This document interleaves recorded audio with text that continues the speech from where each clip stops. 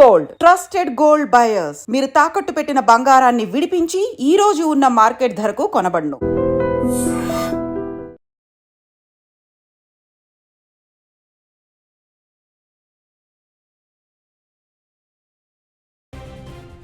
కొంతమంది ఆకతాయిల వెర్రి చేష్టల వల్ల పోలీసులు పరుగులు పెట్టాల్సి వస్తోంది. ప్రజలు భయంతో వణికిపోతున్నారు. ఆల్రెడీ ఉదయమే విజయవాడ బీసెంట్ రోడ్లో బాంబు ఉంది అని చెప్పి ఒక అగంతకుడు విజయవాడ కంట్రోల్ రూమ్కి ఫోన్ చేసి పోలీసులకు చెప్పడంతో అక్కడ పోలీసులు హుటాహుటిన పరుగులు పెట్టి డాగ్ స్క్వాడ్తో ముమ్మర తనిఖీలు చేశారు. ఆ తర్వాత అలాంటి పరిస్థితులు ఏమీ లేవని తెలిసినాక అంతా ఊపిరి పీల్చుకున్నారు. ఇది జరిగి కొద్ది గంటలు కూడా గడవక ముందే విశాఖపట్నానికి సంబంధించి ముంబై విశాఖ ఎల్టీటీ ఎక్స్ప్రెస్కు బాంబు బెదిరింపు కాల్ ఒకటి ప్రతి ఒక్కరిని పరుగులు పెట్టించింది. జీఆర్పీ పోలీసులు, టాస్క్ ఫోర్స్, అలాగే జనరల్ పోలీసులు కూడా సంయుక్తంగా డాగ్ స్క్వాడ్తో సిద్ధమయ్యారు. ముంబై నుంచి వస్తున్నటువంటి ఎల్టీటీ ఎక్స్ప్రెస్లో బాంబు ఉందని చెప్పి ఒక అగంతకుడు ఫోన్ చేసి చెప్పడంతో ఇమ్మీడియట్గా విశాఖ చేరుకున్న వెంటనే ట్రైన్లో అయితే ముమ్మరంగా తనిఖీలు చేయడం జరిగింది. అయితే S2లో డాగ్ స్క్వాడ్ ఒక అనుమానిత బ్యాగ్ని అయితే గుర్తించడం జరిగింది. ఆ బ్యాగ్ ఓపెన్ చేసినప్పుడు అందులో బట్టలు, సబ్బులు, ఒక వ్యక్తి యొక్క ఆధార్ కార్డు కూడా గుర్తించారు పోలీసులు. ఆ ఆధార్ కార్డు డీటెయిల్స్ చూస్తే యూపీకి చెందిన శ్రీరామ్ తివారీగా తెలుస్తుంది.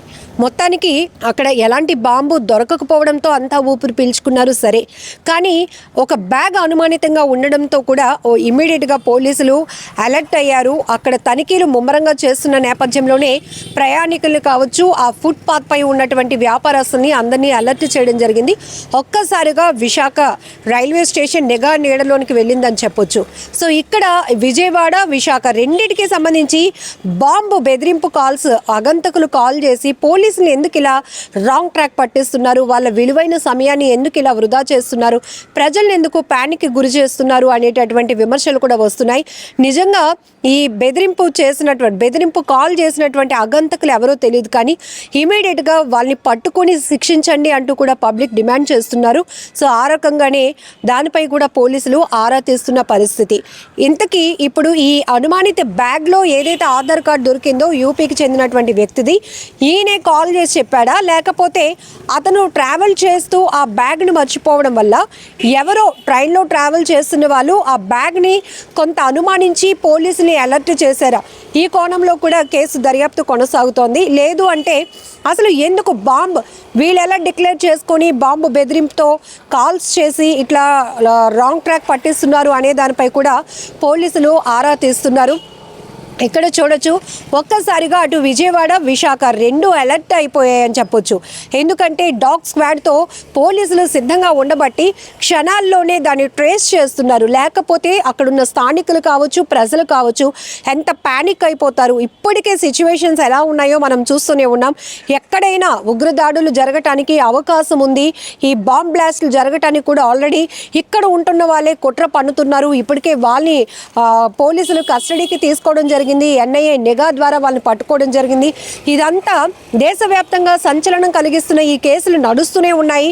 ఆల్రెడీ అక్కడ యూట్యూబర్ మల్హోత్రా కేసు కావచ్చు, ఇక్కడ విజయనగరం తెలంగాణకు సంబంధించిన సిరాజ్ సమీర్ని ఇద్దరిని కస్టడీలోనికి తీసుకొని వీళ్ళు ఇంకా ఎక్కడ బాంబ్ బ్లాస్టులు చేయడానికి పన్నాగం పన్నారు, ఎలాంటి కుట్రలకు ప్లాన్ చేశారు, ఇంకా ఎవరెవరు టీం మెంబర్స్ ఉన్నారు, వీటన్నింటిపైన కూడా కస్టడీకి తీసుకొని ఒకవైపు NIA కావచ్చు, కౌంటర్ ఇంటెలిజెన్స్ అధికారులు, అలాగే విజయనగరం 2 టౌన్ పోలీసులు వాళ్ళని కస్టడీలోనికి తీసుకొని విచారణ కొనసాగిస్తున్నారు.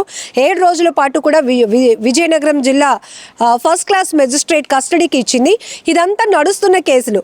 ఇప్పుడు ఇంకొక వైపు ఒక్కసారిగా అగంతకులు ఎవరో పోలీసులకి కంట్రోల్ రూమ్లకి కాల్ చేసి అక్కడ బాంబు ఉంది, ఇక్కడ బాంబు ఉంది అని చెప్పి బెదిరించి అక్కడున్న స్థానికుల్ని పరుగులు పెట్టిస్తున్నారు. పోలీసులు కూడా ఎంత హడావిడిగా, ఎందుకంటే ఇక్కడ ఉన్న సిచ్యువేషన్ అలాంటిది. వాళ్ళు క్షణాల్లో అలర్ట్ కాకపోతే కనుక చాలా పెద్ద ప్రమాదాలు జరగడానికి అవకాశం ఉంటుంది. కాబట్టి ఉదయం విజయవాడలో కూడా అంతే, బీసెంట్ రోడ్లో బాంబ్ స్క్వాడ్ అక్కడికి చేరుకొని అక్కడ ఎలాంటి అనుమానిత వస్తువులు కానీ బాంబ్స్ కానీ ఏవి దొరకకపోవడంతో అప్పుడు అంత రిలాక్స్ అయ్యారు, ఊపిరి పీల్చుకున్నారు. అప్పటి వరకు కూడా స్థానికంగా ఉన్న వ్యాపారస్తులేమి అందరూ షాప్స్ క్లోజ్ చేసేసి అక్కడి నుంచి వెళ్ళిపోవడం, స్థానికంగా ఆ రూట్లో ఎవరిని ప్రయాణించకుండా పోలీసులు బారికేడ్స్ పెట్టి అక్కడ స్టాపర్ బోర్డ్స్ పెట్టేసి ప్రజల్ని అలర్ట్ చేయటం, ఆ తర్వాత ముమ్మరంగా తనిఖీలు చేయటం, ఇదంతా ఒక టైం.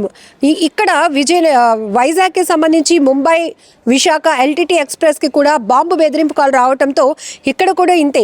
టాస్క్ ఫోర్స్ కావచ్చు, జీఆర్పీ, అలానే లా అండ్ ఆర్డర్ పోలీసులు అందరూ ఏకకాలంలో ఒక టీమ్గా ఫామ్ అయి అలర్ట్ అయి డాగ్ స్క్వాడ్తో సహా స్టేషన్కు చేరుకొని అక్కడ కూడా అలాంటి పరిస్థితులు ఏమీ లేవు అన్న తర్వాత అంతా ఊపిరి పీల్చుకున్నారు.